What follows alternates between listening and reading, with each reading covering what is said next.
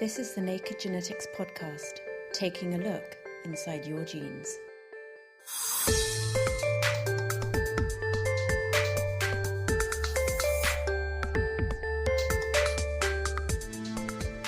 The gym is full, the pubs are empty. It can only be January, as a good proportion of the population resolves to shape up and lose weight.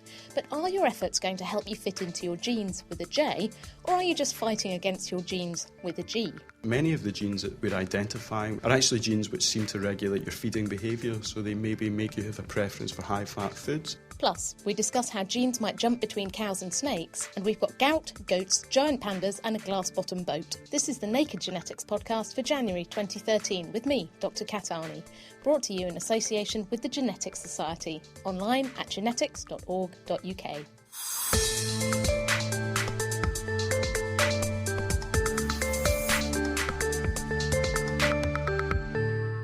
Just looking at the families around us, it's obvious that at least some aspect of our BMI, that's body mass index, a handy if imperfect measure of our weight, is encoded in our genes.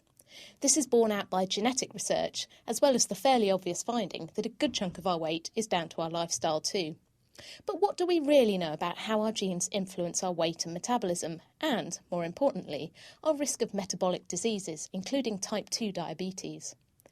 I spoke to Dr. Robert Scott at the MRC Epidemiology Unit, based at the Institute of Metabolic Science in Cambridge, to find out how he's hunting for genes involved in weight and disease, and that the answer may lie within the brain rather than the belly.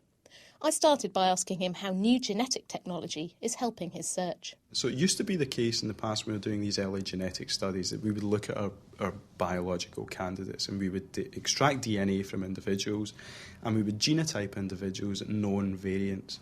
So in the past what we would have done was said, okay, this gene seems to be important in obesity or diabetes. Let's look and compare individuals who are obese compared to individuals who are not obese, and then look and see do the obese group carry more of this genetic variation than the other.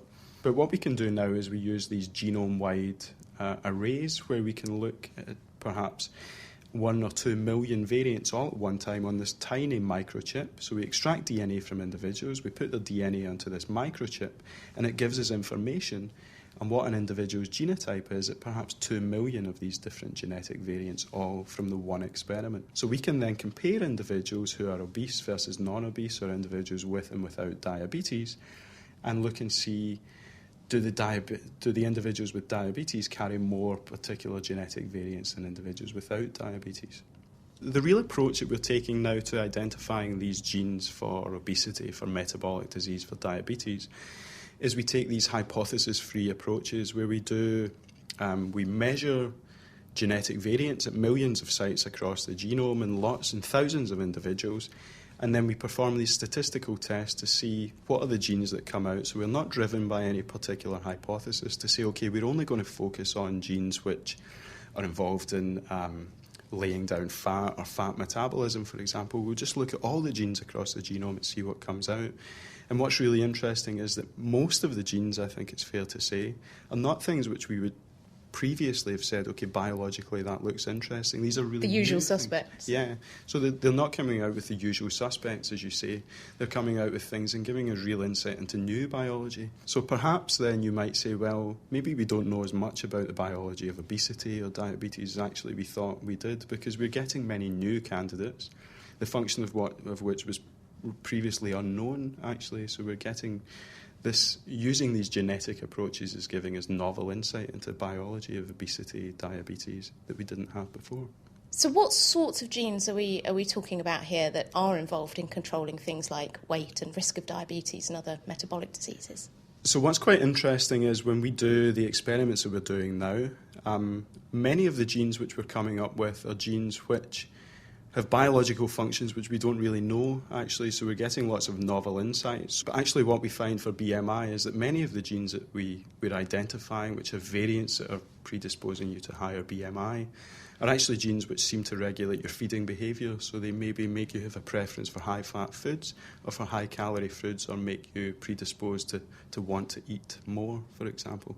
So this is like literally a gene almost for a sweet tooth? Well, yeah. I mean, one of the main genes for BMI or for risk of obesity seems to, in the biological functions being unravelled at the minute, but seems to give you a preference for high-fat foods and what makes you want to eat these high-fat foods. It's more of a fatty tooth rather than a sweet well, one. Perhaps, yeah.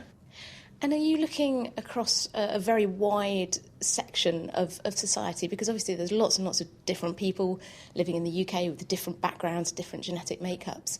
Do you find any interesting kind of correlations between things like, say, the risk of diabetes and other factors as well? Well, that's something we have to control for, actually. So if, for example, you're alluding to ethnic differences, then one of the things you have to control for is this, what we term population stratification. So exactly what you say. So individuals, for example, in particular ethnic groups are predisposed to diabetes. But what you'd have to be really careful of is how you design your experiment, because if, of course, you take individuals with diabetes, compare them to a control population without diabetes, but all of your individuals with diabetes are, for example, of South Asian descent, a group who are predisposed to developing diabetes, and all of your controls are of European descent, then what you're likely to find is not necessarily genes which are associated with diabetes, but genes or gene variants which are associated with your ethnic background.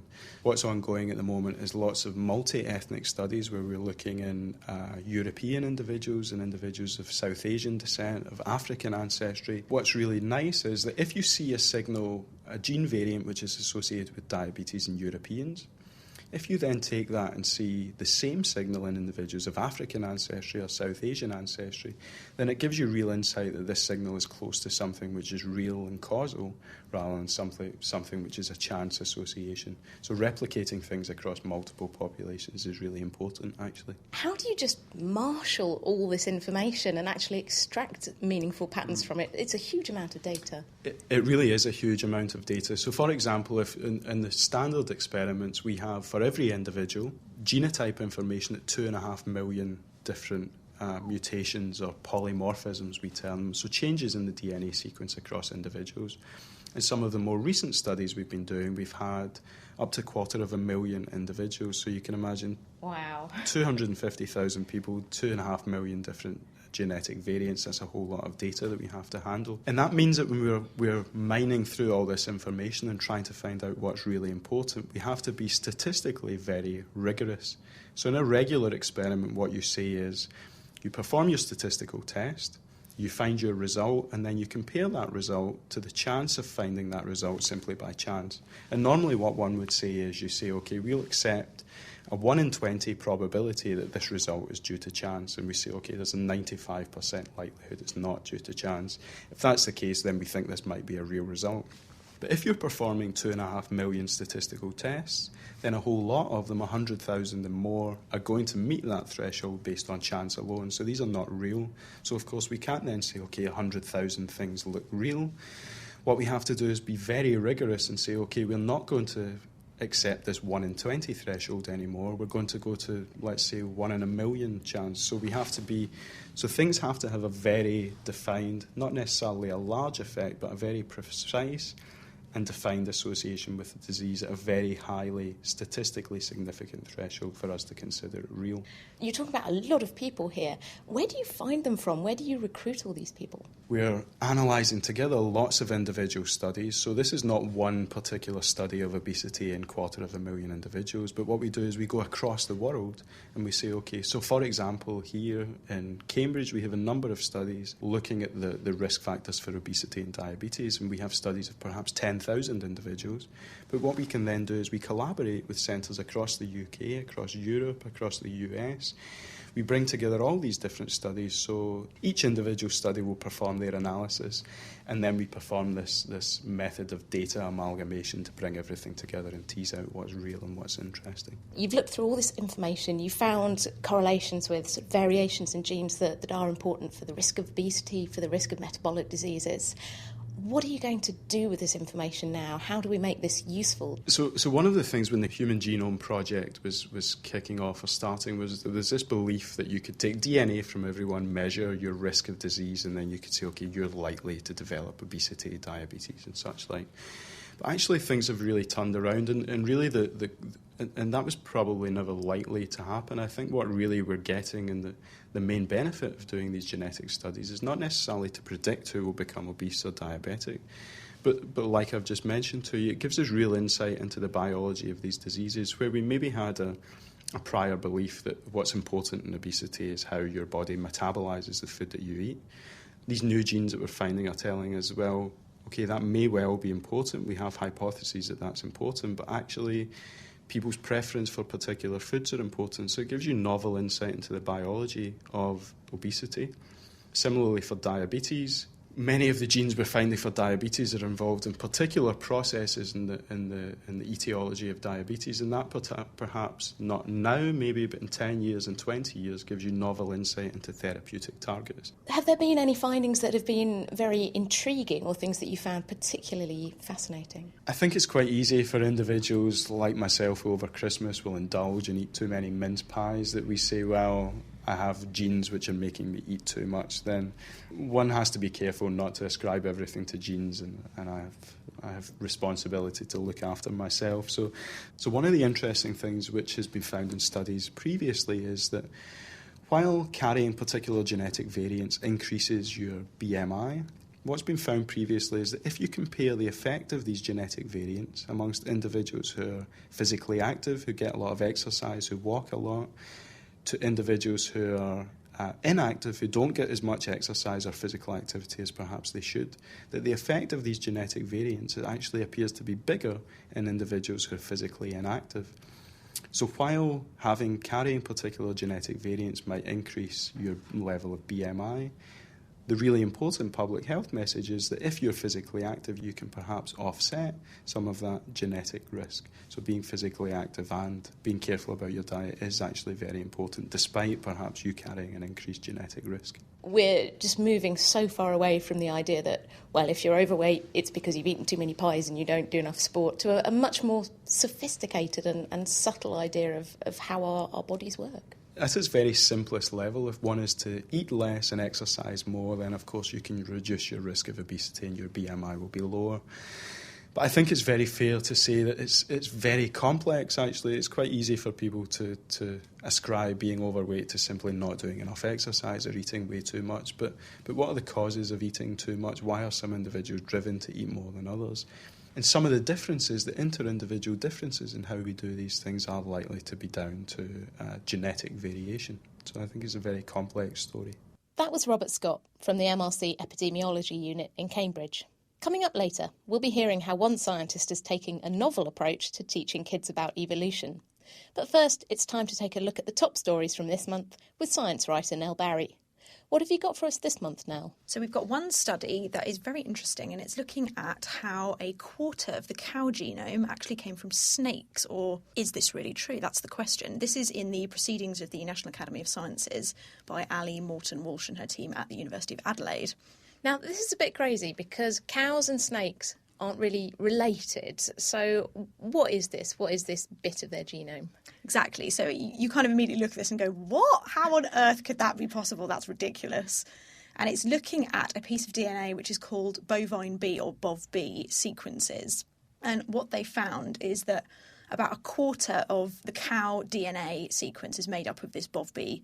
The really interesting thing is it's not just in cows, it's in lots of other animals as well. And the question is, how did it get there? Because they thought this was, something really distinct for cows. They have this repetitive thing, that's for cows. Exactly. And the idea would be that if you've got this repetitive sequence in cows, if you look in cows' relatives, closer relatives of the cows should have similar levels of this repetitive sequence. But that wasn't what the researchers found. What other sorts of animals have got this thing? So there's actually loads of different animals, and if you look at the kind of family tree of this gene sequence, you find all these really odd things where it seems like cows are actually closer to snakes than they are to elephants, and there's a gecko that seems to be very closely linked to horses with the amount of this DNA sequence, much more closely than it is to other lizards. So you're looking at this thinking, this just can't be possible, these results must be wrong. It's really weird. So either Darwin was completely wrong, evolution isn't true, or there's something else. What do they think's going on here? This is nuts. Well, we think Darwin wasn't wrong, so, that's a relief at least. But what it appears to be is that these are what are called jumping genes. So they're genes that can literally take themselves into the genome, copying themselves all around. They're really, really good at doing this. But the question is, how have they got between these different species? And the answer could be something as simple as a tick. So a parasitic insect that can actually go between, say, a lizard and a cow and transfer these genes in that way. So it's pretty crazy stuff. This sounds pretty controversial to me. Well, yeah, that's exactly right. And I mean, certainly it's not what you'd assume from these results. And I mean, I guess the logical thing you'd say is something's gone wrong with these results somewhere. And of course, it's always very difficult to do this kind of sequencing, because if you're thinking of people working in a lab, all these different DNA sequences, there's always that possibility of contamination. But the researchers were very, very careful about this, because obviously they recognised that was a huge possible problem. So it seems that wasn't the case, but we are going to need some more work to find out really what's going on and how exactly these genes manage to transfer themselves and spread so quickly. So it seems like that would be a really rare event for this kind of tissue to sneak through somehow, but clearly something weird is going on, so it's very interesting. Or maybe it's really common and we just haven't found any other ones yet. That could also be the case, and we know that this does happen a lot. So there's this thing called horizontal gene transfer, which happens a lot in bacteria, but it seems like it could happen in much larger animals as well, so that is really fascinating. Absolutely, and some other fascinating animals, pandas. Now, I saw in the latest issue of Nature Genetics from Shansen Zhao that they have sequenced the panda genome. What did they find in it? So this was really looking at how different populations of pandas are different in their genetics, because we know that there's many different populations of pandas in China that are quite isolated from one another because of habitat changes, all that kind of thing. And what they found is that these different populations are actually evolving differently, which is quite cool. So it's showing kind of real life evolution happening now. I thought one of the interesting things was they've identified sort of evolutionary bottlenecks and all sorts of things, but they've managed to show that it looks like human activities have had an effect on the pandas over the past sort of 3,000 years or so. Exactly, yeah. So it's looking at kind of how the habitats have changed, where the pandas are living. And there's one nice example where some of the pandas' taste receptors are actually evolving because of the type of food that it's eating and the environment that it's living in. So that's quite nice. And they even get in the nice phrase, the panda eats shoots and leaves, which I enjoyed for grammar pedants out there. I liked that one. The other bit I really liked in the report is that they sequenced the genomes of 34 pandas, and that's actually 1 in 50 wild pandas, which is a recruitment rate to their study, which is absolutely phenomenal. Exactly, yeah. So they say that's something that human geneticists would be really, really amazed with, and they can only dream of recruitment rates like that. But pandas obviously weren't consenting to this in the same way that humans would be, so it's probably a little bit easier. And they're very cute as well. Thanks very much, Nell. That's Nell Barry, science writer. And now here's a roundup of the rest of this month's genetics news. Researchers in Japan have created killer immune cells that can be grown in the lab and recognise melanoma skin cancer. Writing in the journal Cell Stem Cell, Hiroshi Kawamoto and his team used so-called Yamanaka factors, named after the recent Nobel Prize winner who discovered them, to turn killer T cells into immortal immune stem cells. These stem cells were then grown in the lab and turned back into large numbers of T cells. Importantly, the original T cells had been previously trained to recognise melanoma cells, and they retained this memory even after this stem cell process. The researchers think this could be a promising way to treat cancer, taking immune cells from a patient that can recognise their cancer, turning them into stem cells, growing them up in the lab to create millions of killer cells that can be transplanted back into the patient to destroy their disease. Another team in Japan used the same technique to generate T cells that could destroy HIV. But despite the headlines in some papers, at the moment the scientists haven't yet shown that these reprogrammed T cells can actually destroy tumour cells or combat HIV in mice, let alone humans. But it's certainly an exciting new approach, using an important new technology. Writing in the journal Nature Genetics, an international team of scientists have found 18 new genetic variations that increase the levels of uric acid in the blood, the main cause of gout. The disease is caused by tiny crystals of uric acid forming in the joints, causing pain and swelling, and the number of cases of gout is on the rise thanks to increasing age and obesity, affecting around 1 in 70 UK adults. The scientists studied DNA from more than 140,000 people, combining more than 70 studies from around the world looking for genetic variations linked to higher uric acid levels. The team hopes that their findings could translate into a better understanding of the risks and causes of gout, helping to spot people at risk and prevent the disease, as well as leading to more effective treatments with fewer side effects. Goats are an important animal around the world, especially in countries like China and India. They're bred for meat, milk and hair. Cashmere, the prized downy hair from certain species, has been collected for more than 2,500 years. Now, a Chinese team have used the latest sequencing techniques to complete the first goat genome, mapping the entire genetic code of a female Yunnan black goat, a common domestic species, publishing their work in the journal Nature Biotechnology. In particular, the scientists focused on the differences in gene activity between the two types of hair follicle in the goat's skin, the primary follicles that make the coarse hair and the secondary follicles that make luxurious cashmere. They found differences in activity between 51 genes, including genes making keratin proteins, the main component of hair. The new goat genome is an important asset for researchers and livestock breeders around the world, and the scientists hope it will lead to more effective breeding and better quality cashmere.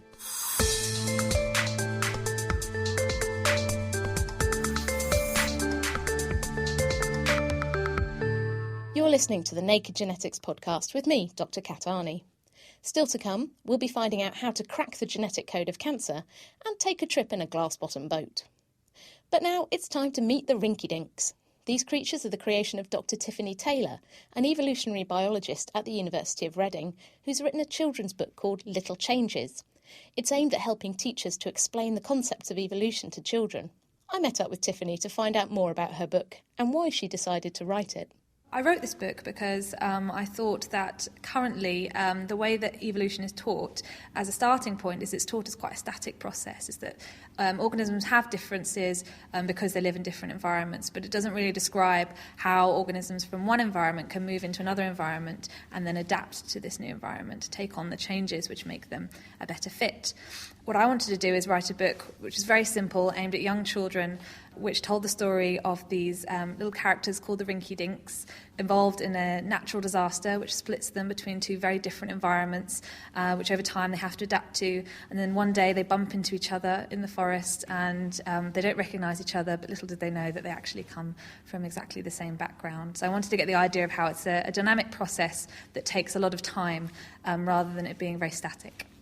So you managed to get quite a lot of what we understand about evolution and how it works into it. How did you find writing it in such simple terms? It was difficult, but actually evolutionary processes are they follow quite simple laws, and really all you need is reproduction, variation and selection. And without using those terms, actually, I think there's something that children can visualise quite easily. I mean, we're all different, we're all unique, that's the variation.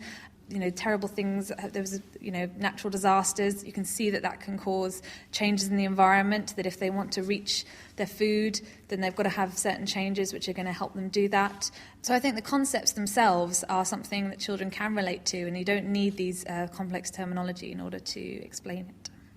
And what are your hopes for the book? Well, I really hope that primary school teachers can use it as a resource in order to help perhaps them understand evolutionary processes a bit better, because a lot of them haven't had any sort of scientific training, and give them also classroom activities which will help solidify these sort of new concepts which are going to be introduced to the children, and perhaps even open up some forums for which they can ask questions, or children can ask questions about evolution for things that perhaps the teachers feel that they can't necessarily answer that comfortably. So I just really want it to be a resource for teachers to explain the concepts of evolution, giving children a better grounding so that when it's reintroduced at a later stage in key stages, that they are coming from a more solid foundation. That was Tiffany Taylor from the University of Reading. And you can find out more about Little Changes, including downloadable activities for kids and resources for teachers, at www.rinkydinks.co.uk. Now it's time to look at your genetics questions.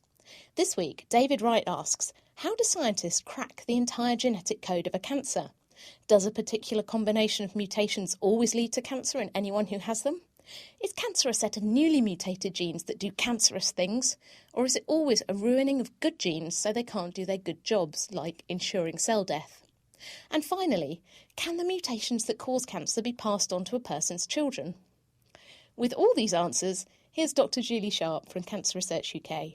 When scientists are trying to crack the code of a particular cancer, they look at all the different genes from an individual's healthy cells and then their cancer cells, and they make comparisons between them. This gives them a huge map of all the different genes that are faulty in that particular cancer. They then have to sift through all of this information because there are many, many different faulty genes, but some of them will be the really important genes, the ones that are really causing and driving the cancer, helping it to grow and spread. Some of the faults are just picked up because the cell's in disarray, there are things going wrong, and some of them aren't really, really important. So the thing they have to do is then to actually, from this great amount of information they've discovered, actually work out which are the key driving faults, which are the really important ones. And there isn't just one combination of gene faults and bingo, you've got cancer. There are lots of different possible combinations of gene faults. You're going to have a number of faults before your cells develop cancer. But there are genes that are commonly faulty in a particular cancer. So, for example, the gene BRAF is quite often faulty in melanoma skin cancer, but then it will be faulty along with different other genes, and those range of genes will differ between different people. The genes that lead to cancer, when they're faulty, it's stopping them from doing their normal function, and some of these genes will normally be involved in things like helping cells to grow and develop. That means when they're faulty, cells will start growing and developing out of control. And in other cases, genes are linked to processes that would normally protect us from cancer. So they're the checks and balances in the cell. When they're faulty, that just means those safeguards aren't there and things can develop out of control. And finally, there's a real spectrum of different types of faults that lead to cancer. So we know that a minority of cases, people will inherit these really high-risk genes that are passed on through families, and that means you're at greater risk of developing cancer. That's the genes like the BRCA genes. They don't mean you will get cancer, but you have a much greater chance of developing the disease. Most cases of cancer are caused by the faults that we develop through our lifetime, just through the ageing process, through wear and tear in the cell, and through the effect of lifestyle, so whether we've smoked, whether we've laid out in the sun and got sunburn. All of those things play a part.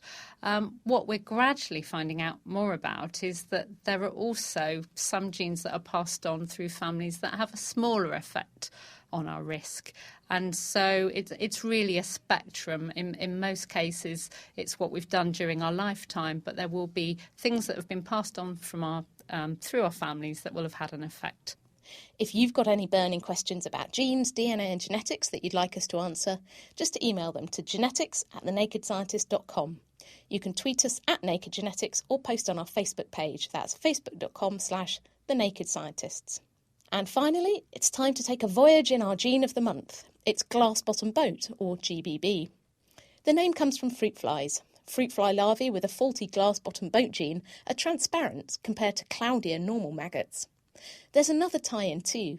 When researchers looked at the activity pattern of glass-bottom boat, or GBB, in developing flies, they found it was a mirror image of the activity pattern of another gene, decapentaplegic, or DPP, and the letters GBB are a mirror image of DPP. Clever, huh?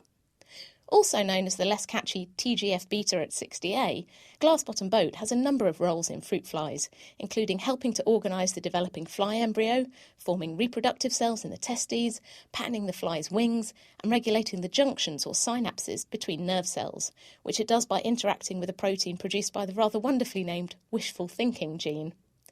There's no exact copy of glass-bottom boat in mammals, including humans, but we do have a couple of genes that are related, both of which are involved in growing bones. In fact, putting the fly glass-bottom boat gene into rats can create new bones, which is pretty amazing when you think that rats and fruit flies are separated by millions of years of evolution. That's all for now. I'll be back next month taking a look at the weird world of RNA. If you've got any questions or feedback, just email me at genetics@thenakedscientist.com. You can also get in touch through the main Naked Scientist Facebook page, that's nakedscientist.com/Facebook, or by tweeting @nakedgenetics. Don't forget that every episode of the Naked Genetics podcast is available on iTunes or online at nakedscientist.com/genetics. The Naked Genetics podcast has been brought to you in association with the Genetics Society, online at genetics.org.uk. I'll see you next month for another look inside your genes.